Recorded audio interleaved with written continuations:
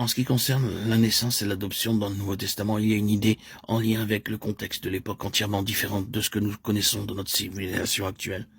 Si un enfant naît dans une famille, jamais il ne peut être adopté par son propre père. Mais chez les Grecs, il en était tout autrement. Un enfant naissait, il était l'enfant de son père.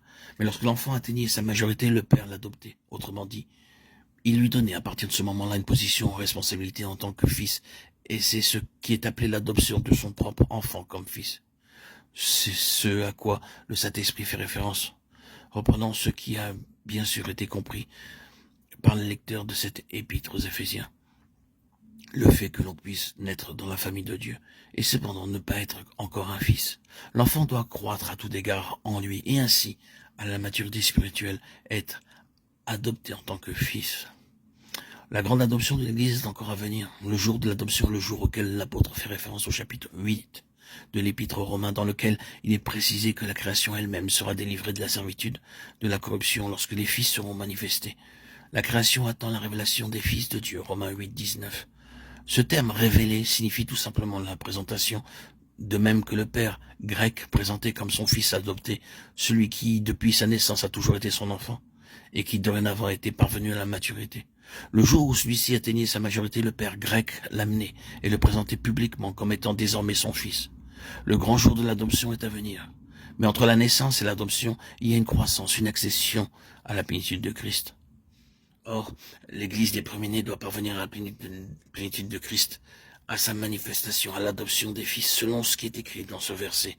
Il nous a prédestinés à l'adoption en tant que fils par Jésus-Christ pour lui-même.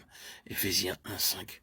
Puis à la suite de cela, nous avons ces paroles, en qui nous avons la rédemption, le pardon des péchés. Au verset 7.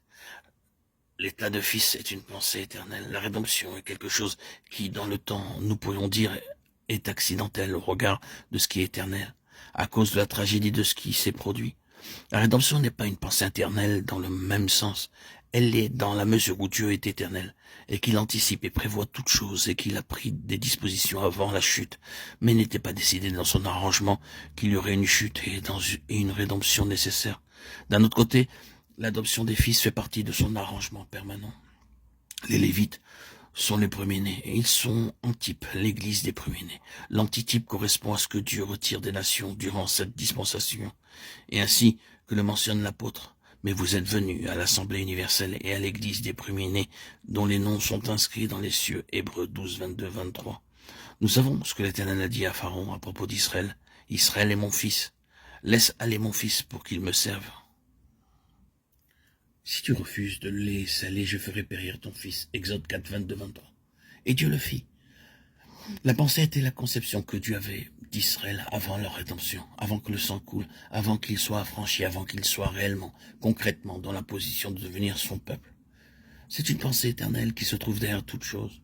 Et ensuite, tout le reste, la rédemption, l'effusion de sang, la chute des autres puissances, suit, afin que cette pensée se réalise. Tout est mis en œuvre dans le but de garantir cette pensée de Dieu. L'état de fils même implique que la pensée de Dieu pour ses enfants soit la plénitude.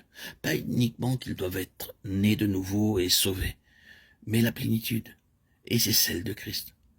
Tout ce qu'il entreprend à leur égard est en vue de cela, jusqu'à ce but. Par tous les moyens, il cherche à apporter Christ en plénitude dans son peuple, et à amener les siens dans la plénitude de Christ.